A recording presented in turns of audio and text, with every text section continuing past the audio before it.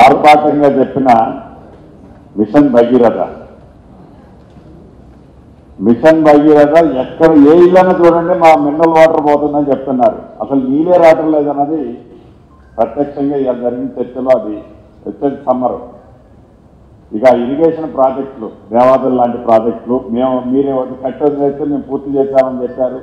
SRSP మీరు కట్టేసేస్తే మేము ఆ కట్టేసింది అన్నది స్టార్టింగ్లో ఆ రోజు ఏదైతే మెయిన్ కెనాల్ తవ్వి అది వదిలేశారో దానికంటే ఇంకో 2-3 కిలోమీటర్లు అటు ఇటు తవ్వారు. మళ్ళీ యాజ్ ఫీజుగా ఎక్కడ ఒక ఎకరానికి కూడా వీలేదు.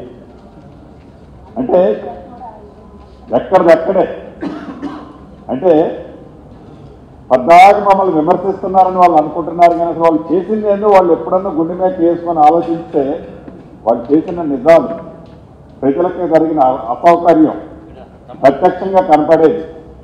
ఇప్పుడు ప్రజలు ఇచ్చిన తీర్పు కంటికి కొట్టొచ్చినట్టు కనపడి ప్రజా తీర్పు వచ్చిన తర్వాత కూడా ఇంకా మేకపోతే గాంభీర్యం ప్రదర్శిస్తున్నారు. ఈ మధ్య ఇస్తున్న స్టేట్మెంట్లలో మీరు చూస్తున్నారు.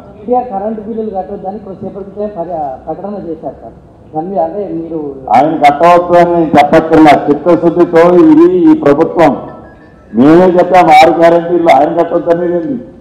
మేము నువ్వు రెచ్చగొట్టినా రెచ్చగొట్టకపోయినా ఏదైతే 200 యూనిట్లు మేము రాయితీ ఇస్తానన్నామో ఫ్రీగా ఇచ్చి తీరుతా. అంతవరకు చేసే ప్రసక్తే లేదు. మంత్రి గారు కేటీఆర్ గారిని హరీష్ రావు గారిని ఒక మాట అంటున్నారు, పులి బయటకు వస్తుంది కాంగ్రెస్ ప్రభుత్వం కూడా మీ ప్రభుత్వం పులని చెప్పుకొని ప్రతి ఊరు 100 మీటింగ్లు పెట్టిండు.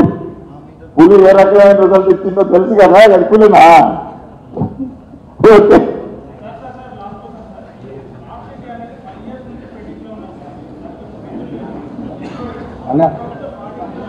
డెఫినెట్ గా రాష్ట్ర ప్రభుత్వానికి మ్యాచింగ్ గ్రాంట్ ఏంటంటే చేయడానికి నేను మెంటల్గా ప్రిపేర్ అయ్యా.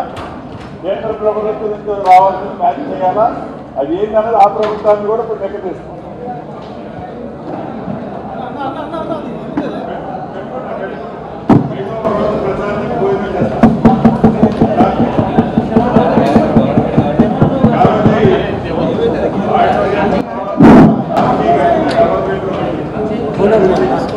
పులని చెప్పుకొని ప్రతి ఊరు 100 మీటింగ్లు పెట్టిండు. పులి ఏ రకమైన రిజల్ట్ ఇచ్చిందో తెలుసు కదా. అది పులినా